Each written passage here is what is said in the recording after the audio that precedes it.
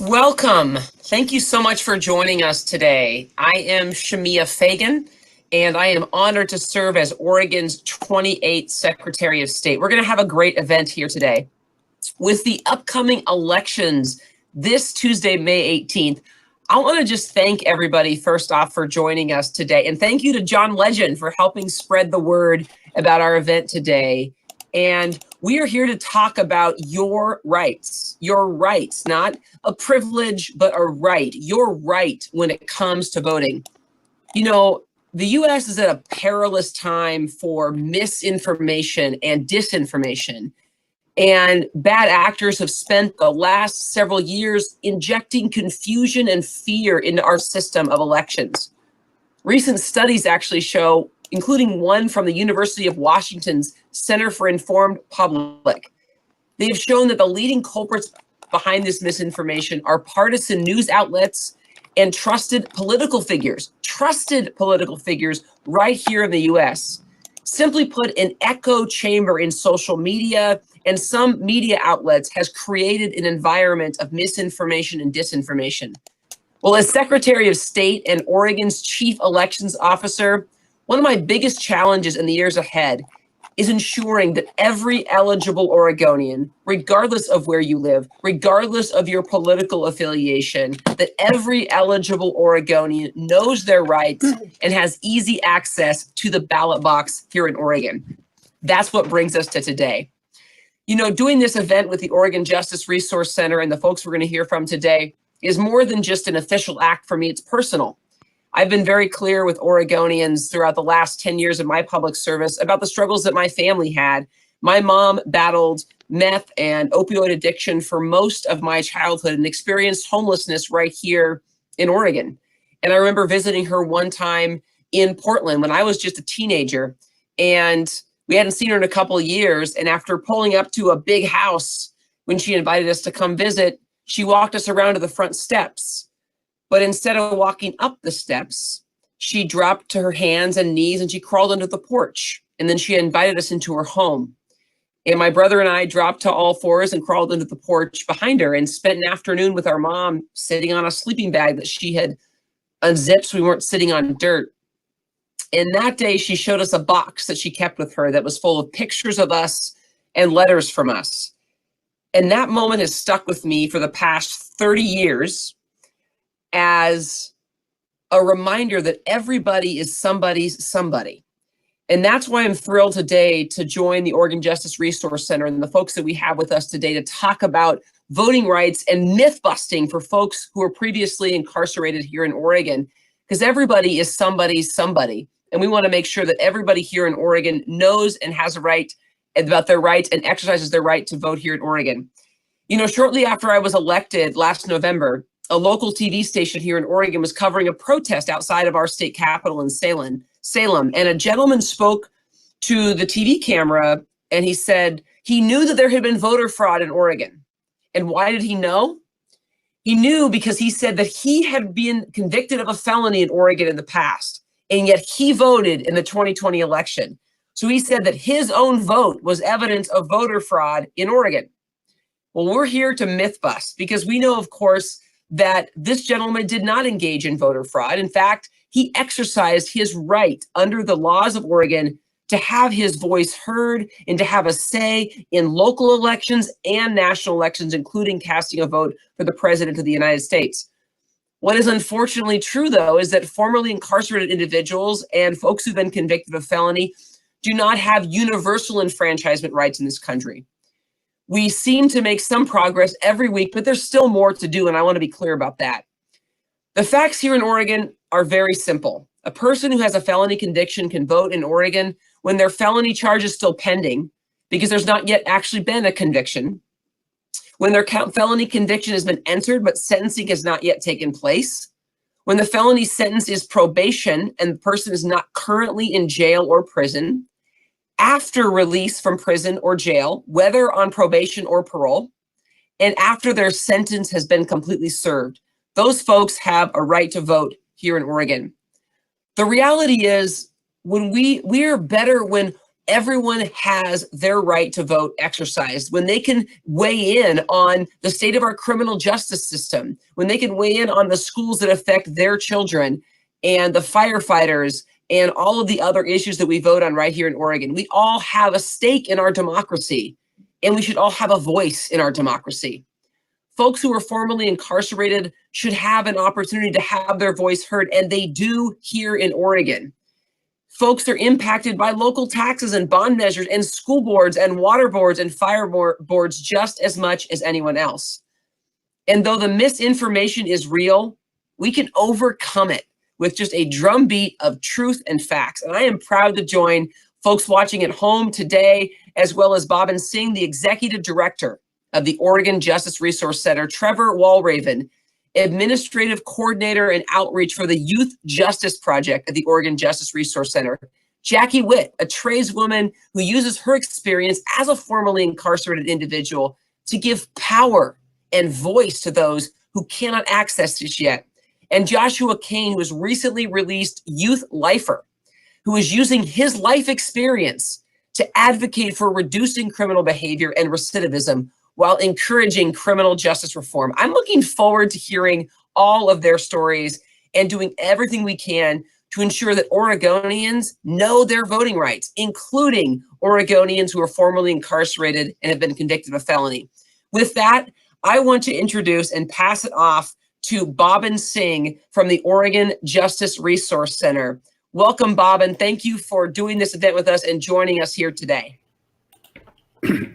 Thank you so much, Secretary Fagan, and we're honored to join you here today for this important conversation. And it really is an important conversation to push back against these myths and these false sort of stories or understanding that people have in our society about who can and who cannot participate in our democracy.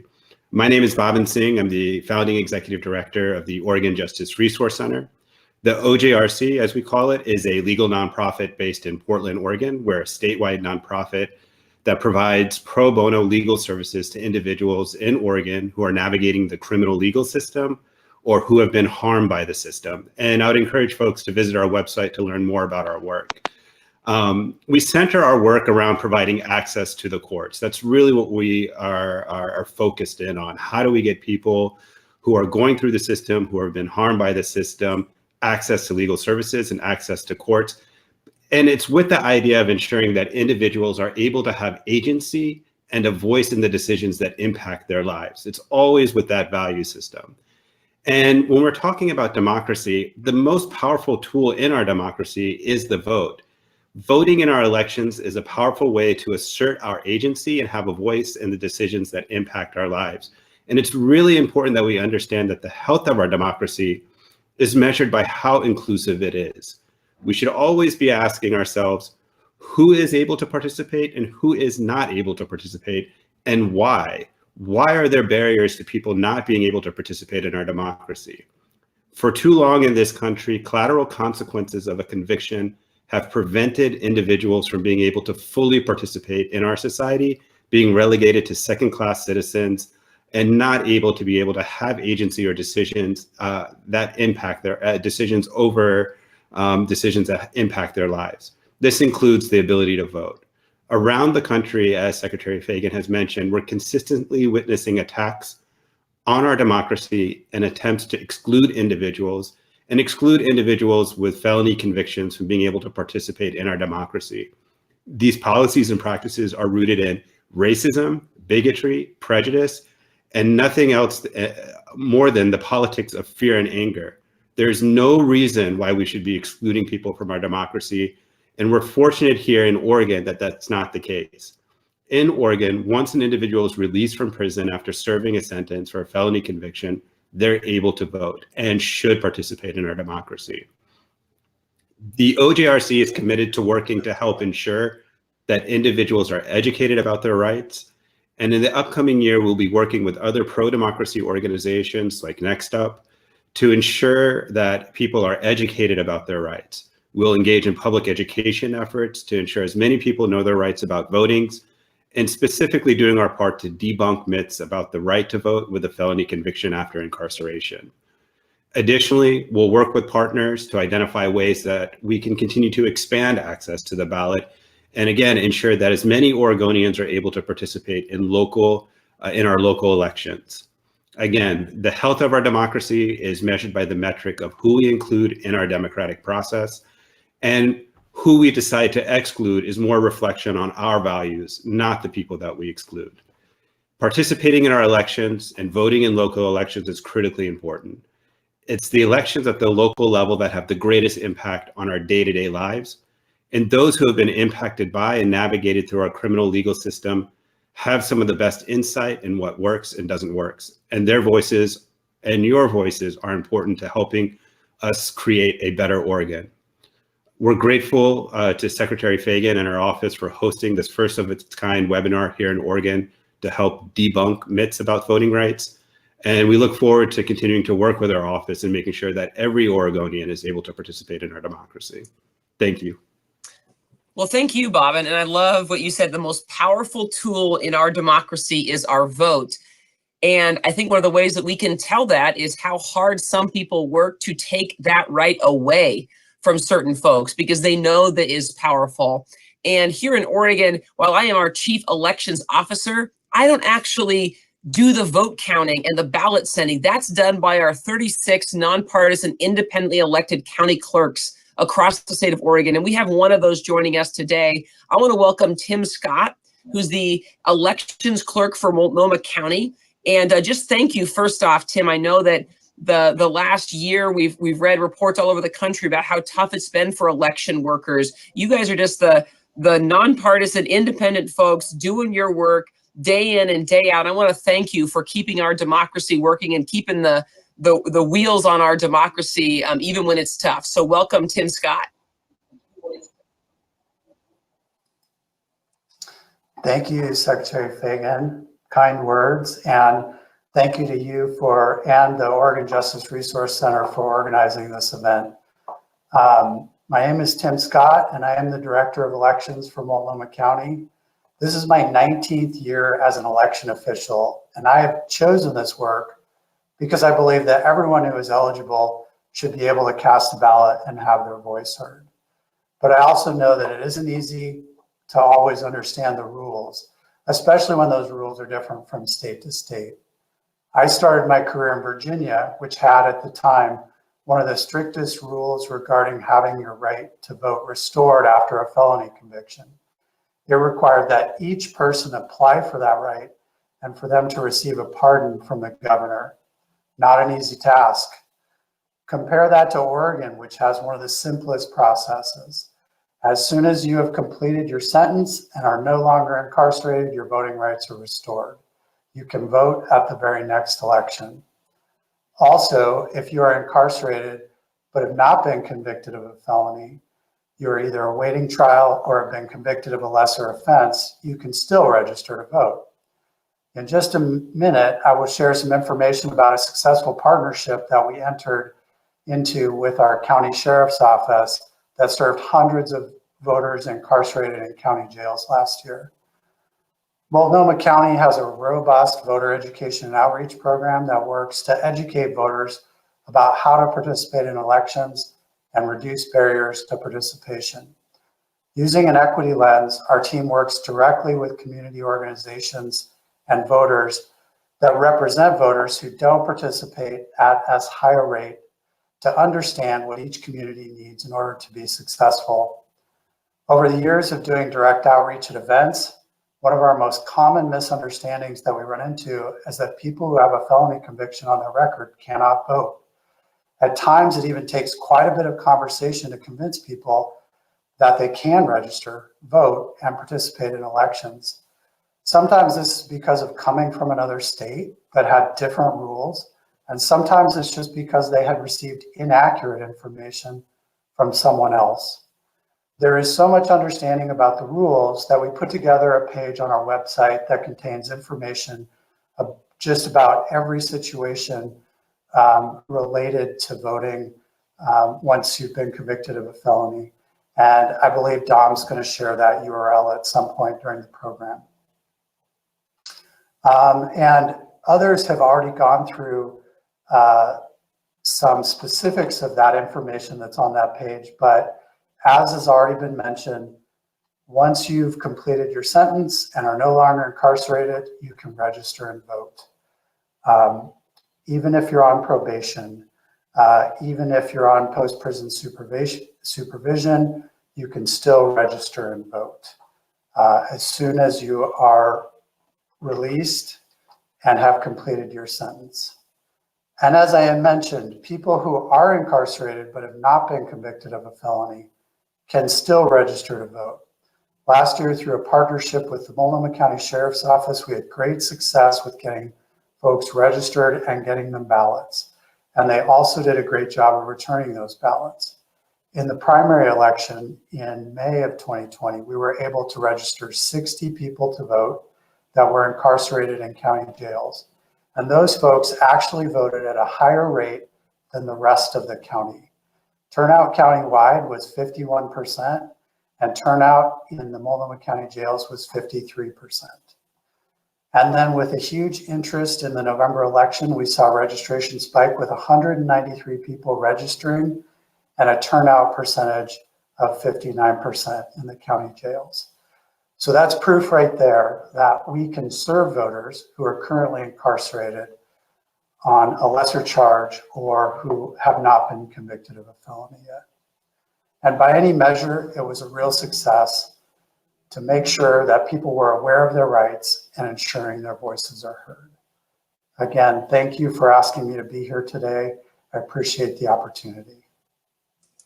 Tim, it's great to have you. And I love that. I love hearing about a partnership with the sheriff's office to make sure that folks know about their rights. Again, these are not, privileges that somebody should have to go track down. These are rights, and we should be making sure that Oregonians know when they have the right to vote and to make their voices heard. And I'm excited next to turn it over to some folks who have been incarcerated and who have been then using their firsthand experience to actually make a difference for other folks to know that they have those rights. I want to introduce Zach Winston. Zach is a formerly incarcerated individual who now uses his firsthand experiences to inform his work, empower other folks, and really advocate for criminal justice reform. Zach's actually a lawyer, has gone to law school and worked with the Oregon Justice Resource Center, including the Oregon Innocence Project during law school. And most recently, before joining the Oregon Justice Resource Center as a policy director, Zach worked at the Pathfinders Network Center for Family Success as a family advocate and facilitated groups for justice-involved parents and advocated for marginalized folks and individuals. Zach, thank you for using your experience to make a difference for other folks. And I want to welcome you today, and we're looking forward to hearing your story. Thank you, Secretary Fagan. I appreciate that wonderful introduction. So as Secretary Fagan said, I'm Zach Winston. I'm Policy Director at the Oregon Justice Resource Center. But today I'm going to be speaking as a formerly incarcerated individual. After being released and completing probation, I attended law school in Oregon and practiced law for a couple of years, then worked in direct service for a year before starting at OJRC. And the direct service work was at the Pathfinder Network, which does amazing work in Portland, but also in the prisons around Oregon. So while in college in 2008, I was arrested on felony charges. I was released on bail until 2010, when I was convicted on 3 felony charges and sentenced to 1 year incarceration and 3 years on probation. Just a quick editorial here is that Massachusetts, where I was convicted, does not have mandatory minimum laws, which is why I was able to advocate for a sentence that fit the crime and also fit my circumstances. And whereas Oregon does have very strict mandatory minimum laws. So after being released to New York on parole, I was informed I could not vote until I completed my parole, which was true at the time in New York. Additionally, New York's registration process was much more onerous than Oregon's, which created another barrier. So due to those barriers and the million other things that need to be taken care of when you're reentering the community, as I'm sure Jackie will probably touch on, there's a thousand things to do when trying to reenter. I didn't vote in New York. In 2013, my wife and I moved out to Oregon for law school. And with the registration and voting barriers removed in Oregon, essentially, I was excited to finally cast a ballot. The feeling of inclusion, exercising my right to vote, and doing my civic duty were empowering. I have voted in every local, state, and national election since moving to Oregon. And as we see, I am now involved in the legislative process and trying to use my firsthand experience. So while incarcerated, I heard the political discussions and saw the desires of those currently incarcerated to be involved in the community. Life doesn't stop while you're incarcerated. Loved ones are still living in the community and affected by policies and laws. Children are still attending schools, being affected by the school board decisions. Criminal justice matters are still being decided and put into place with no input from those who are most affected by the policies. This is why our voice matters. Whether we're currently incarcerated or already back in the community, it's imperative that we be involved and make our voices heard. Those of us who have been formerly incarcerated have unique firsthand life experiences that are extremely valuable and need to be considered by our government. For example, COVID has had a unique and profound impact on the currently incarcerated, not just in Oregon, but around the country. For example, COVID has affected those who are currently incarcerated at a much greater rate than those who are not currently incarcerated or not incarcerated at all. Those who are incarcerated aren't allowed to vote currently. We're hoping to change that, but right now they're not allowed to vote. So it's incumbent upon us, the formerly incarcerated, to speak for them. We know what it's like to be overlooked and cast away, to have no power over decisions that are being made that affect our health and safety. It's a complete lack of power, a feeling, at least for me, of worthlessness. Voting and being involved in the legislative process are some of the tools us formerly incarcerated individuals can use to create a better system. I urge all those who are formerly incarcerated to experience the empowering feeling of voting. There's an upcoming election on May 18th, and I urge those of you who are formerly incarcerated to get out there to vote, make your voice heard, and then to vote in future elections as well. Thank you so much. Well, thank you, Zach. I love how you talked about that when somebody's incarcerated, they don't stop being a parent, having loved ones, being a brother, an uncle, a spouse, and how those decisions that the community is making, not only with respect to the criminal justice system, but with respect to schools and all the other things in our lives are still affecting their loved ones. And I love that. And how you mentioned, using your voice for folks who are currently incarcerated, since we do allow folks who are formerly incarcerated here in Oregon, and many states don't. And so I really appreciate you using your voice. And so cool. I wish I'd been in law school with you. What an amazing story that you have to have been formerly incarcerated and then to turn around and to go use that experience to empower and make the lives better for others. So very cool to have you here. And we're going to hear from another story. Trevor Walraven is going to join us next. And Trevor was incarcerated starting at the age of 14, and then served 18 years. And in February of 2016, Trevor successfully proved outstanding rehabilitation and reformation under Oregon's second look statute, and actually was only the second juvenile offender to be released, a juvenile lifer to be released under the second look statute, which is so incredibly inspiring. And you also, Trevor, were really involved in the most recent youth criminal justice reform that we passed in 2019 when I was still in the Senate Bill 1008. And so, again, thank you for using your experience to actually make life better for other people. So I want to welcome you, Trevor Walraven, to tell your story to those folks today. Thank you, Secretary Fagan, and everyone for the opportunity. I am Trevor Walraven, and as articulated, I was incarcerated for a felony conviction at the age of 14 years old and sentenced to life in prison. I spent the next 18 years in 9 different facilities throughout the state of Oregon on both in county and state levels, as well as both the youth and adult system. And through that process, I grew up, which is what you do when you go in at 14 and get out in your early 30s.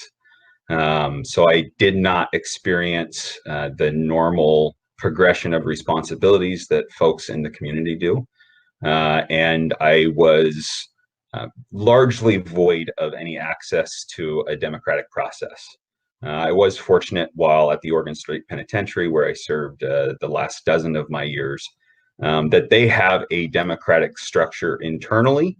And that's really where I was able to involve myself with kind of any political aspects. And that's really where my advocacy was born. Growing up alongside other individuals such as myself who had caused varying harms within their communities. And yet, as has been articulated, nonetheless still very much cared about their communities. And one of the ways in which that really kind of came home for me was a realization that I needed to contribute and engage in the community in which I existed while incarcerated, and that doing so would help me find some of those values around community, around the importance of having a voice when your voice is believed to be lost, and also having the opportunities to engage in the democratic process and move through life.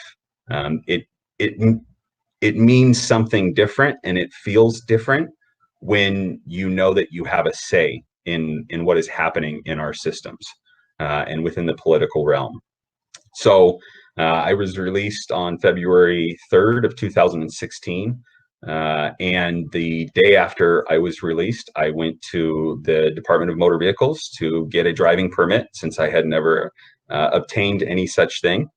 And at that point, I was asked if I wanted to register to vote, and right then and there, I was able to get signed up for.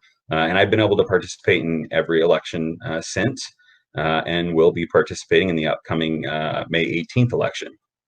Again, having a connection to the community, recognizing that you have a voice in matters of public safety, in taxes, in how our system operates, is tremendously empowering. And when you come from a world where you have felt ostracized,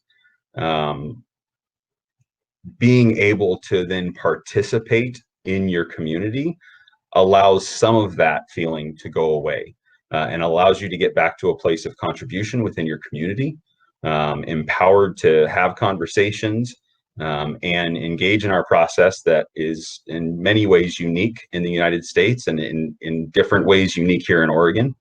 I want to make sure it's really clear that essentially the only time you cannot vote is when you are incarcerated after sentencing on a felony conviction.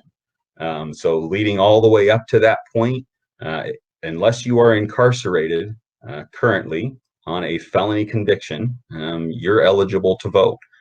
So as I said, the day after I was released from prison, I was able to register, and I've been able to participate ever since. And I plan on continuing to do so, because I know that it matters in a number of ways to have that voice, to cast my ballot, and to be involved in a process that ultimately impacts all of us. And so I want to make sure and utilize that voice.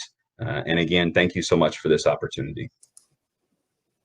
Trevor, thank you. And I love when you said, it makes a difference when you have a say. It feels different when you have a say. And that's really just like, if I could sum up democracy, right? Even when maybe you vote against a certain tax or for a certain tax, and other people vote differently, or you vote for a certain leader, but that person doesn't win, it still feels differently when you have a say, or think, okay, I cast my ballot. No, everybody didn't agree with me, so we're going to live under this, particular choice from others for a certain period of time, then I'll have a chance to make my choice again. But it feels different, you said, when you have a say. And I love that. That's to me like a bumper sticker of democracy. It feels different when you have a say. Trevor, thank you for sharing your story.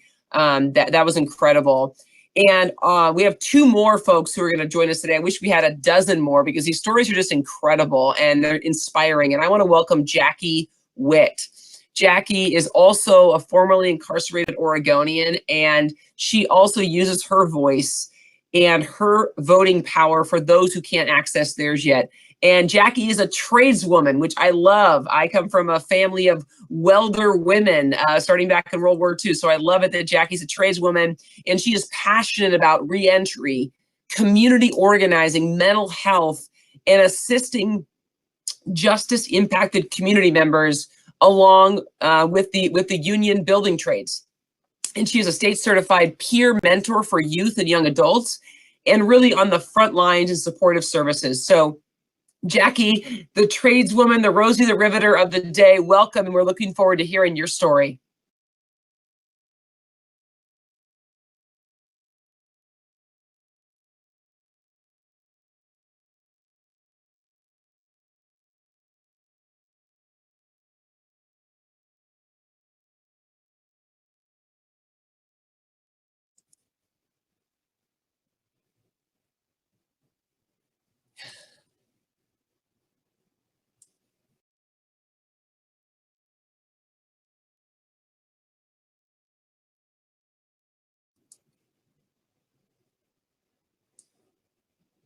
I can hear you just fine. It's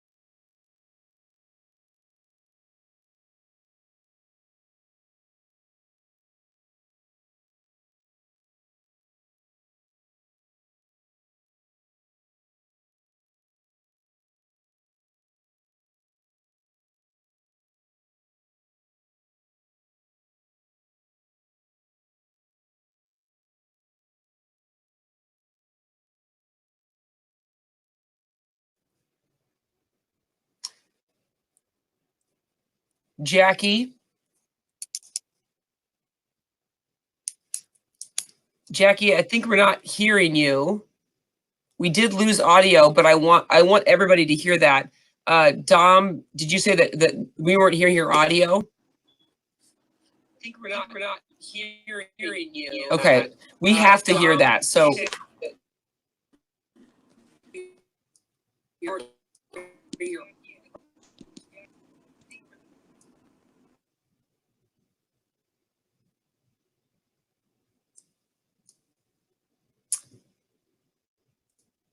okay. Yeah, let's make sure we get Jackie back because that was great. Her story was incredible, so I don't want to lose that. I can hear you. Can others hear her? I can hear her. I can hear you, Jackie. Dom, can you hear her? Haley says she can't.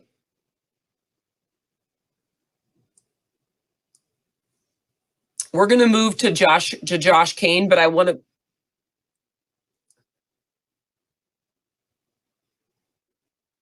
Okay. We're going to move to Josh Kane and then loop back to Jackie because I want to make sure that we hear her story because it's incredible. But while we're getting those technical difficulties worked out, I want to introduce Joshua Kane, who is a recently released youth lifer who was at 18 sentenced to a mandatory minimum of 25 years and a lifetime supervision for the charge of felony murder in 1998. And he spent nearly 22 years in multiple prisons and jails before being granted clemency in June of 2020. His lived experience inspires him to be an advocate for reducing criminal behavior and recidivism and a passionate advocate for criminal justice reform. Josh, welcome, and we look forward to hearing your story. Thank you, Secretary Fagan, and thank you to all for allowing me this opportunity. My name is Josh Kane, and I am formerly incarcerated, having been released in June of last year. I served nearly 22 years, from the age of 18 to 40, before Governor Brown graciously commuted the last 37 months of my sentence.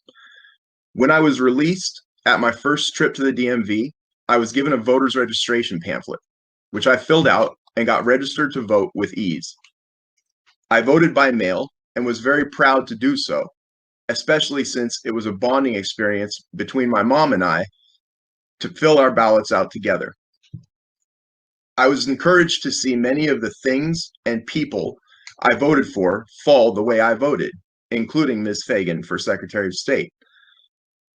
I had never voted before being incarcerated, partly due to how young I was when I was stripped of the right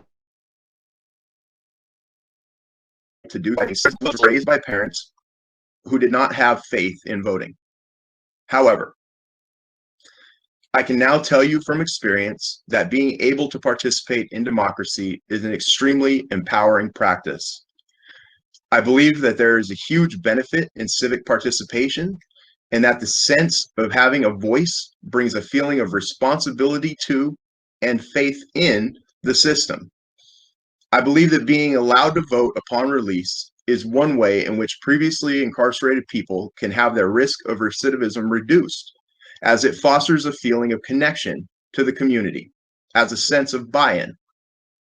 And, as in my case, it can build connections with loved ones, whether they vote the same way or not, because it supports healthy conversations about the leaders we choose to elect and the laws we select to be governed by.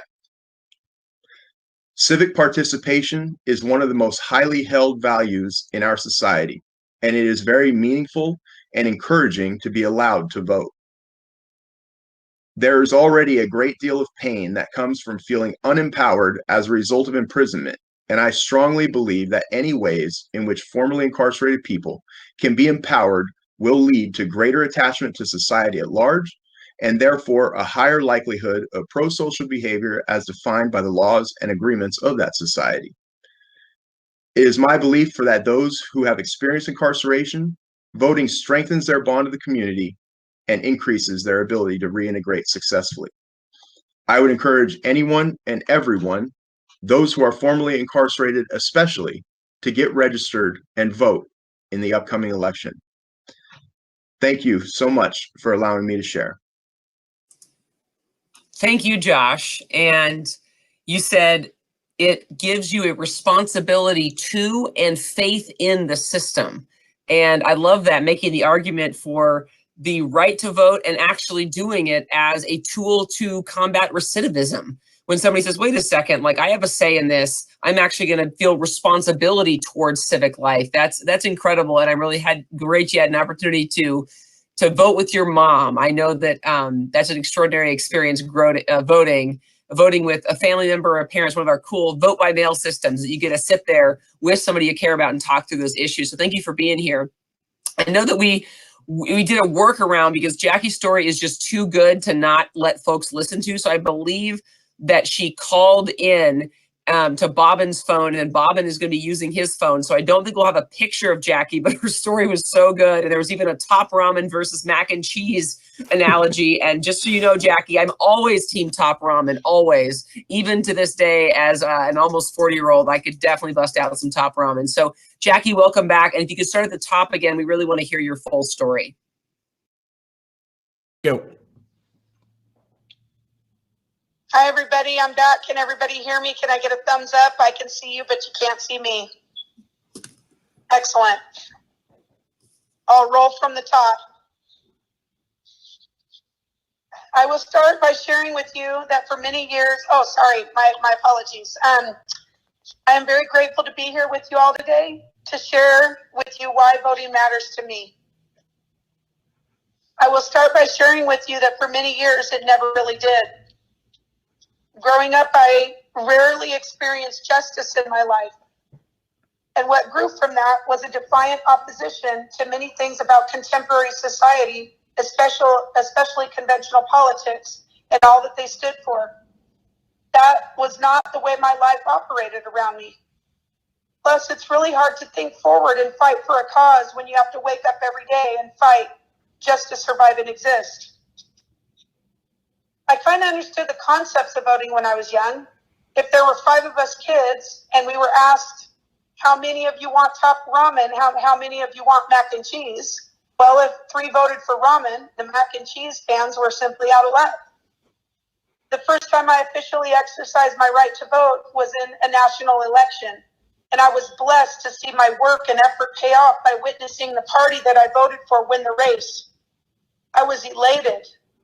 I thought the United States had been delivered into the promised land, and I thought everything and everyone's life around me was going to improve significantly.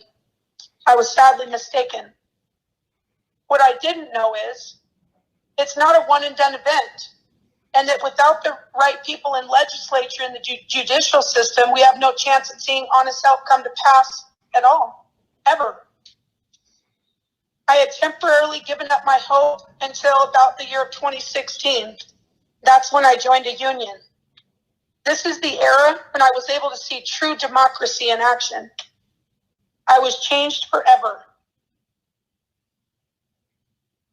I was able to bear witness to 2 contending parties with 2 separate visions, campaigning for the support and the vote of each of our brothers and sisters at the local. This time it was a bitter defeat by only 11 votes. I was dumbstruck. 11 measly votes. How could this possibly happen? A beloved person many of us adored and served faithfully under was gone in one fell swoop. He packed his bags and unceremoniously left his position, and we were all left weighing in the balance of how to pick up the pieces and how to move on. This was completely unacceptable to me. I set my mind in motion. Around that same time, I was invited to partake in a civic leadership class where I began to learn about policy and Senate bills and lobby, and eventually the power of one single vote, one voice, the power of one person showing up at the polls on election day, the leverage one person's effort can make in phone banking and sending out postcards and shaking a hand and meeting a friend. I knew at that moment I was an intricate part of the gears of society and that my voice and my input mattered immensely. So that's why I'm here today, to express to you the importance of having my voice heard, as well as the voice of those who live on the margin. It's astonishing to me that the majority of people who really need to be out there voting are not empowered to do so. It's often not that they don't want to.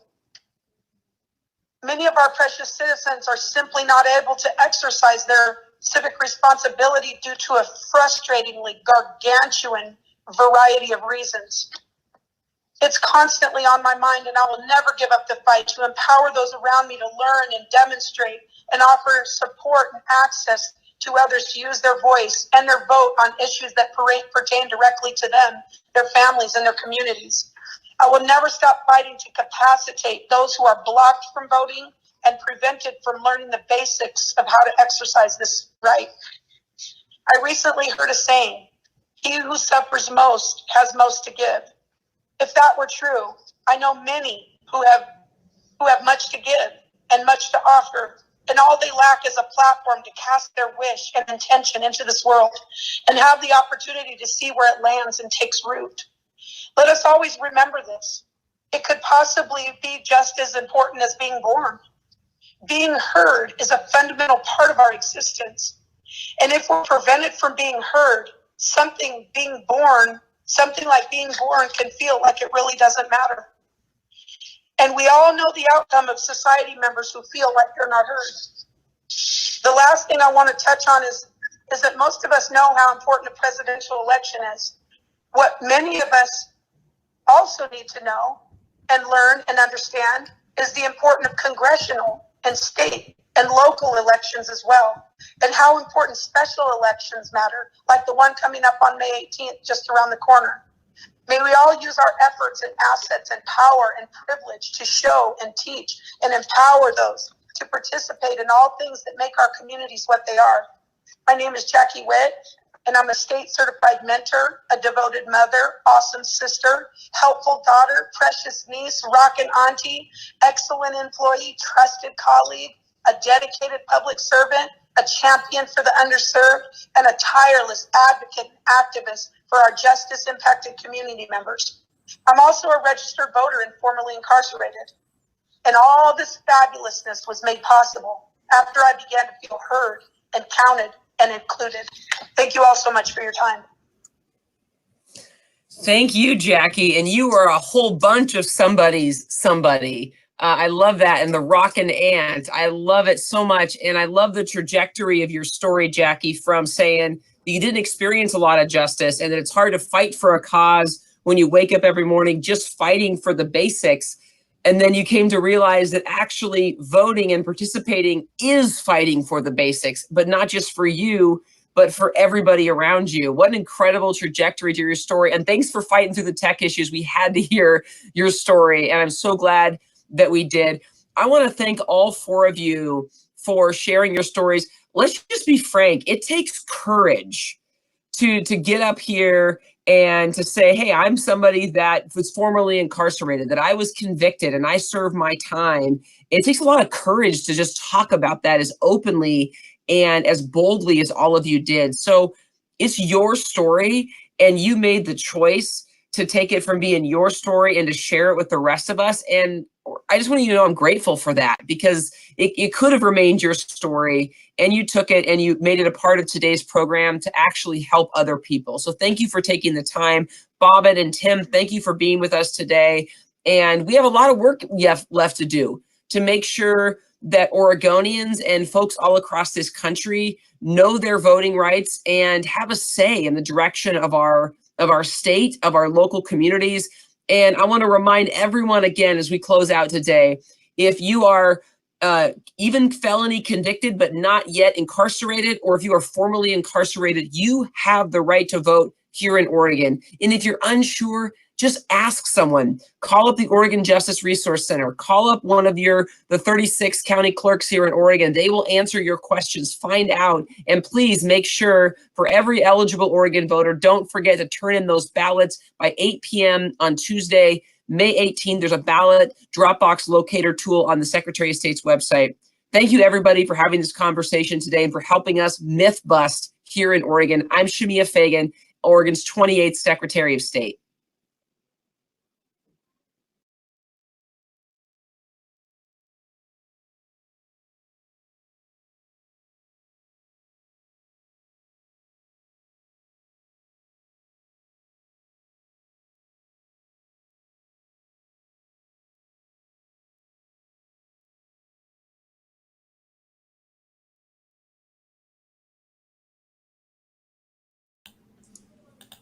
Woo! Wow.